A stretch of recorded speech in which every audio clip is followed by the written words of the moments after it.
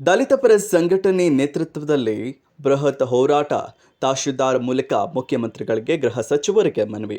ಮುದ್ದೇಬಿಹಾಳ ಪಟ್ಟಣದಲ್ಲಿ ಮಂಗಳವಾರ ದಲಿತ ಪರ ಸಂಘಟನೆಗಳ ನೇತೃತ್ವದಲ್ಲಿ ಡಾಕ್ಟರ್ ಬಿ.ಆರ್. ಅಂಬೇಡ್ಕರ್ ವೃತ್ತದಿಂದ ಸಂಗೊಳ್ಳಿ ರಾಯಣ್ಣ ಸರ್ಕಲ್ ಮಾರ್ಗವಾಗಿ ಬಸವೇಶ್ವರ ವೃತ್ತದ ಮೂಲಕ ತಹಶೀಲ್ದಾರ್ ಮೂಲಕ ಮುಖ್ಯಮಂತ್ರಿಗಳಿಗೆ ಮನವಿ ಸಲ್ಲಿಸಿದ ದಲಿತ ಮುಖಂಡರು ವಿವಿಧ ಬೇಡಿಕೆಗಳನ್ನು ಈಡೇರಿಸಬೇಕೆಂದು ಮುಖ್ಯಮಂತ್ರಿಗಳಿಗೆ ಗೃಹ ಸಚಿವರಿಗೆ ಮನವಿ ಸಲ್ಲಿಸಿದ ದಲಿತ ಪರ ಸಂಘಟನೆಯ ಪದಾಧಿಕಾರಿಗಳು ಬಾಗೇವಾಡಿ ಡಿವೈಎಸ್ಪಿ ವ್ಯಾಪ್ತಿಯಲ್ಲಿ ಬರುವ 21 ಅಟ್ರಾಸಿಟಿ ಪ್ರಕರಣಗಳು ದಾಖಲಾಗಿದ್ದು ಒಬ್ಬ ಆರೋಪಿಗಳನ್ನು ಬಂಧಿಸಿ ತಮ್ಮದೇ ಕಾನೂನು ನಡೆಸುತ್ತಿದ್ದಾರೆ ಎಂದು ದಲಿತ ಪರ ಮುಖಂಡರು ಆರೋಪಿಸಿದರು. ಪ್ರತಿ ಗ್ರಾಮೀಣ ಪ್ರದೇಶದಲ್ಲಿ ಎಂಟಿ ಡ್ಯೂಟಿ ಮಾಡುವ ಪೊಲೀಸರು ಹಣ ವಸೂಲಿ ಮಾಡುತ್ತಿದ್ದಾರೆ.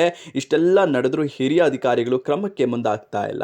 ಶಾಸಕ ಮುನಿರತ್ನ ಮತ್ತು ಬಾಗೇವಾಡಿ ಡಿವೈಎಸ್ಪಿ ಪಪ್ಪರಗಿ ಗ್ರಾಮದ ಯುವತಿಯ ಮೇಲೆ ಅತ್ಯಾಚಾರ, ಬಾದಾಮಿ ತಾಲೂಕಿನ ಉಗಳವಾಟ, ಗಂಗಾವತಿ ತಾಲೂಕಿನ ಸಂಕನಾಳ ದಲಿತರ ಮೇಲೆ ದೌರ್ಜನ್ಯ, ತಾಳಿಕೋಟೆ ಸರ್ಕಾರಿ ನೌಕರರಿಗೆ ಕಿರುಕುಳ ಇವೆಲ್ಲ ಬೇಡಿಕೆಗಳನ್ನು ಇಟ್ಕೊಂಡು ಮುಖ್ಯಮಂತ್ರಿಗಳಿಗೆ ಹಾಗೂ ಗೃಹ ಸಚಿವರಿಗೆ ಮನವಿ ಸಲ್ಲಿಸಿದರು.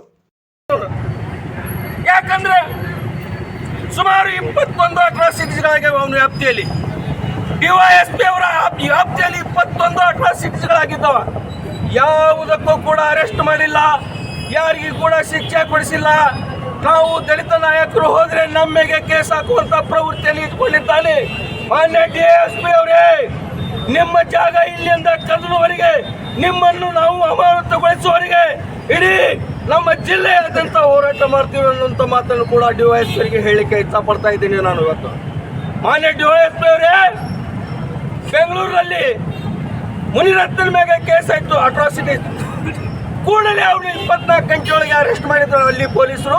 ಅವರಿಗೆ ನಾವು ಇವತ್ತು ನಮನವನ್ನು ತಿಳಿಸ್ಬೇಕಾಗುತ್ತದೆ. ನೀನೇನು ಮಾಡಿದ್ದೀಯಪ್ಪ ಮಹಾ ಡಿಎಸ್ಪಿ ಅವರೇ? ನೀನು ಯಾಕೆ ಕೆಲಸ ಮಾಡ್ತಿದ್ದ? ನೀನು ಬರೀ ಲಂಚ ಬೇಕಾ? ನಮ್ಮ ಒಂದೊಂದು ರೂಪಾಯಿ, 100 ರೂಪಾಯಿ, 1 ಕೋಟಿ ರೂಪಾಯಿ ಆಗುತ್ತೆ ನಮ್ಮಲ್ಲಿ ದಲಿತರು ಇಡೀ ವಿಜಯಪುರ ಜಿಲ್ಲೆಯಲ್ಲಿ. 1 ಕೋಟಿ ರೂಪಾಯಿ ನನಗೆ 1 ಕೋಟಿ ರೂಪಾಯಿ ನಿಮಗೆ ಲಂಚದ ರೂಪದಲ್ಲಿ ಕೊಡ್ತೀವಿ. ಆದ್ರೆ ಅಧಿಕಾರವನ್ನು ನೀವು ಸರಿಯಾಗಿ ನಿಭಾಯಿಸಬೇಕು.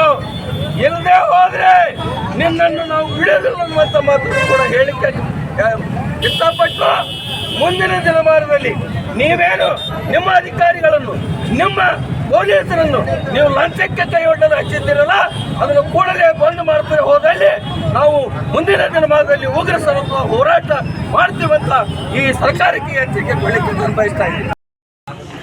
ಅನೇಕ ಮುಂದುವರೆದಿದೆ. ಮಂಗಳ ಗ್ರಹದ ಮೇಲೆ ಹೋಗಿದ್ದೇವೆ, ಚಂದ್ರನ ಮೇಲೆ ಹೋಗಿದ್ದೇವೆ, ಆದರೆ ಒಬ್ಬರ ಮನಸ್ಸಲ್ಲಿ ಇನ್ನೂ ಒಬ್ಬರು ಹೋಗಿಲ್ಲ. ನಾವು ಅನೇಕ ರೀತಿ ಇವತ್ತು ಸಾಧನೆಗಳನ್ನು ಮಾಡಿದ್ದೇವೆ, ಆದರೆ ತಾರತಮ್ಯದಲ್ಲಿ ಇನ್ನೂ ಕೂಡ ಹಾಗೆ ಹಿಡಿದೇವೆ. ಇವತ್ತು ಎಂಥ ಅಮಾನವೀಯ ಘಟನೆ ಅಂದರೆ, ಒಬ್ಬ 14 ವರ್ಷದ ಬಾಲಕಿಯ ಮೇಲೆ ಅತ್ಯಾಚಾರ ಆದಾಗ ನಮಗೆ ಕಾನೂನು ಪ್ರಕಾರ ರಕ್ಷಣೆ ಕೊಡು ಅಂತೇಳಿ ನಾರಾಯಣಪುರ ಪೊಲೀಸ್ ಸ್ಟೇಷನ್ಗೆ ಹೋಗಿ ಕಂಪ್ಲೇಂಟನ್ನು ಕೊಟ್ಟಾಗ ಅಲ್ಲಿರ್ತಕ್ಕಂಥ ಸವರ್ಣೀಯರು, ನೀವು ಸ್ಟೇಷನ್ಗೆ ಯಾಕೆ ಹೋದ್ರಿ? ನೀವು ನಮ್ಮ ಹತ್ರ ಬರಬೇಕಾಗಿತ್ತು, ನೀವು ನಮ್ಮ ಹತ್ರ ಬಂದು ಸಂಧಾನ ಮಾಡ್ಕೋಬೇಕಾಗಿತ್ತು, ನೀವು ಸ್ಟೇಷನ್ಗೆ ಹೋಗಿದ್ದು ತಪ್ಪು ಅಂತೇಳಿ ಅವರನ್ನು ಗ್ರಾಮದಿಂದ ಬಹಿಷ್ಕಾರ ಆಗ್ತಾರೆ. ಇದು ಎಂಥ ಅಮಾನವೀಯ ಘಟನೆ ಅಂದರೆ ಅವ್ರು ಅರ್ಥ ಮಾಡ್ಕೋಬೇಕು. ಈ ದೇಶದಲ್ಲಿ ನಾವು ಬದುಕ್ತಾ ಇರೋದು ಡಾಕ್ಟರ್ ಬಾಬಾ ಸಾಹೇಬ್ ಅಂಬೇಡ್ಕರ್ ಅವರು ಕೊಟ್ಟಿರ್ತಕ್ಕಂಥ ಸಂವಿಧಾನದ ಅಡಿಯಲ್ಲಿ ಅಂತಕ್ಕಂಥದ್ದನ್ನು ನಾವು ಅರ್ಥ ಮಾಡ್ಕೋಬೇಕು.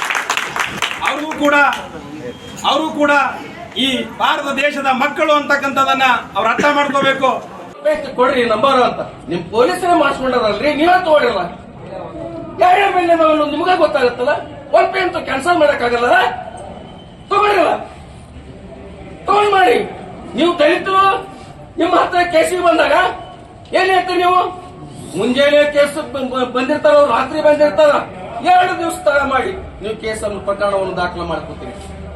ನೀವು ಇನ್ಸ್ಪೆಕ್ಟರ್ ಆದವ್ರು ಹೇಳ್ಕೊಂಡ್ಬರ್ತೀರಿ. ಇನ್ಸ್ಪೆಕ್ಟರ್ ಆದವ್ರು ಹೇಳ್ಕೊಂಡ್ಬಂದು ಎಲ್ಲಾ ದುಡ್ಡನ್ನು ಕಳಿಸ್ತೀರಿ. ನೀವು ತೋರಿಸೋದು 10,000, 2,000, 1 ಲಕ್ಷ, 2 ಲಕ್ಷ ಸಿಕ್ಕಾಗ 10,000 ತೋರಿಸ್ತೀರಿ. ಉಳಿದ ರೊಕ್ಕ ಎಲ್ಲಿ ಹೋಯ್ತು? ಮತ್ತೆ ಅವ್ರಿಗೆ ನೀವು ಅವ್ರ ಕಡೆಯಿಂದ ಹಣ ವಸೂಲಿ ಮಾಡ್ತೀರಿ. ನಾವು ಪ್ರತಿ ಮೀಟಿಂಗ್ ದಲ್ಲಿ ಹೇಳ್ತಾ ಇದ್ದೀವಿ, ನಾವು ಪೊಲೀಸ್ ಅಧಿಕಾರಿಗಳಿಗೆ ಗಾಂಜಾ ಸೇರುವುದು ಹೆಚ್ಚಾಗಿದೆ. ಇಲ್ಲಿ ಗಾಂಜಾ ಗಿರಾಕಿಗಳು ಹೆಚ್ಚಾಗಿದ್ದಾವೆ. ನೀವು ತಡೆಗಟ್ರಿ ಅಂತ 100 ಸಲ ಕೈ ಮುಗಿದು ಕೇಳ್ಕೊಂಡಿದ್ದೀವಿ ನಾವು ಪೊಲೀಸ್ ಅಧಿಕಾರಿಗಳು. ನೀವು ಯಾರನ್ನು ತಡೆಗಟ್ಟಿದ್ರಿ, ಯಾರ ಮೇಲೆ ಕೇಸ್ ಹಾಕಿದ್ರಿ, ಓಸಿ ಆಡೋರ್ ಮೇಲೆ ಹಾಕಿದ್ರೆ ನೀವು ದಿನನಿತ್ಯ ಬಸ್ ಸ್ಟ್ಯಾಂಡ್ ನಲ್ಲಿ ಓಸಿ ಆಡ್ತಕ್ಕಂಥ ಜನಗಳಿದ್ದಾರೆ.